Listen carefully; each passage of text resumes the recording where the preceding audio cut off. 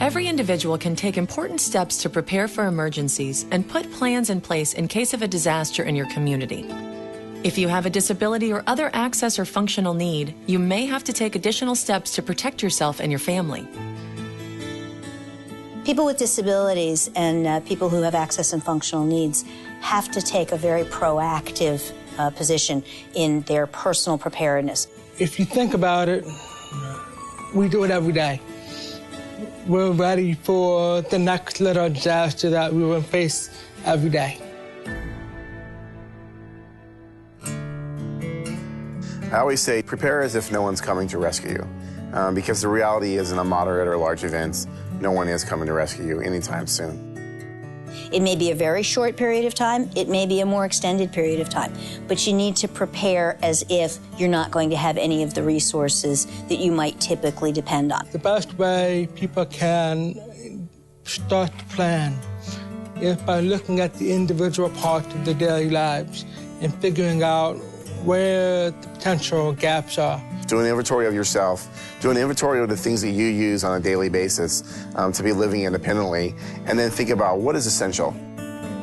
Think about the strategies, services, devices, tools, and techniques you use to live with a disability on a daily basis.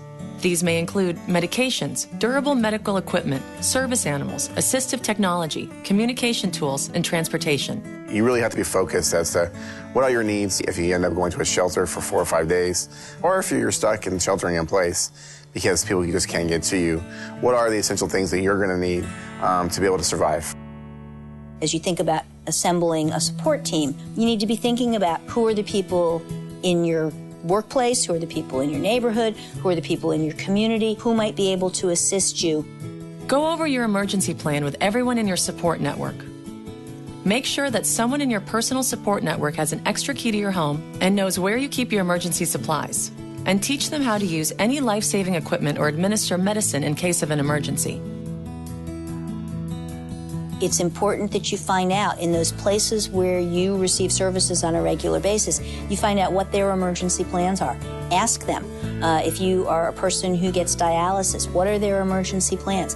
If you're a person who uses paratransit services, what are their emergency plans for providing paratransit? A standard emergency kit includes water, food, and medicine to sustain all members of your household for at least 3 days. Visit ready.gov for a complete list of suggested items, along with recommendations for how to prepare a family emergency plan. Everybody needs to have a kit, and a kit really needs to have some very basic things in it, some water, some food. But then you're going to want to customize that kit to make sure that it has the things that you need. Individuals with access and functional needs may want to consider some of the following items: extra glasses or hearing aids, battery chargers or extra batteries, copies of medical prescriptions, supplies for service animals, and necessary medical supplies. Visit ready.gov for a complete list of suggested emergency items for people with access and functional needs. People with disabilities and access and functional needs are their own emergency managers. They know what they need on an everyday basis.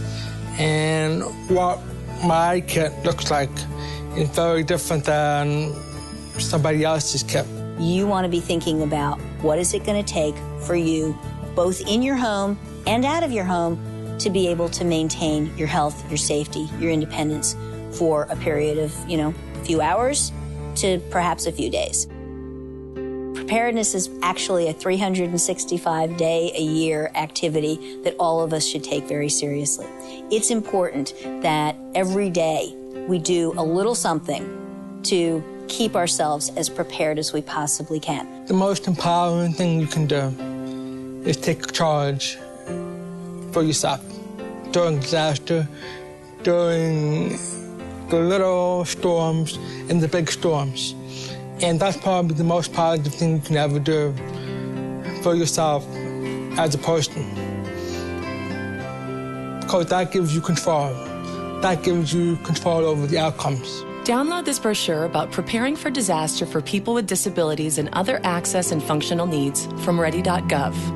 Check out the other information available on the site and get started preparing today.